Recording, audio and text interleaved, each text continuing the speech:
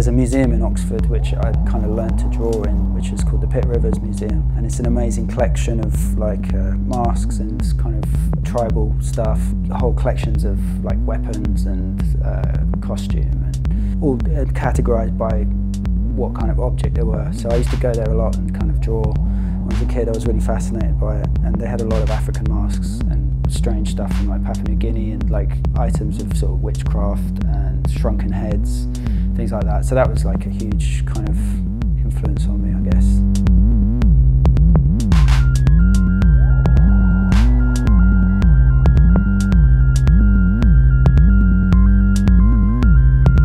Both my parents are kind of came from quite creative backgrounds. They both went to art school.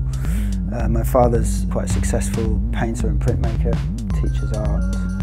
So I was encouraged to draw a lot. I was encouraged to kind of make things. And so I was really obsessed with the Middle Ages and medieval stuff. I loved suits of armour and knights, and I still am. You know, it's like it hasn't changed much really, to be honest.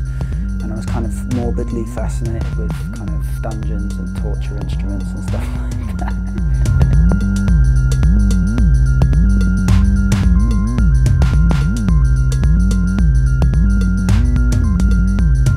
Well, music generally just really kind of, it's always feeding into what I do visually, I think.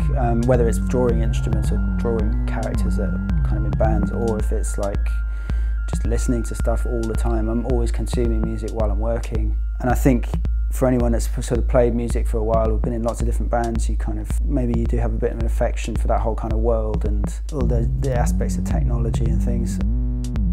The T-shirt series is like kind of, it's also tying in with the musical idea, and it's kind of a band, a sort of primitive band. It's kind of homemade instruments, kind of quite analogue. It's a slightly post-apocalyptic thing as well, of like a new sort of civilization, sort of reinterpreting like items from the West, or you know, kind of like there's these kind of stories of people in kind of parts of Africa who'd never seen sort of Western civilization earlier in the 20th century, and like kind of worshipping the planes that kind of occasionally drop things out, you know.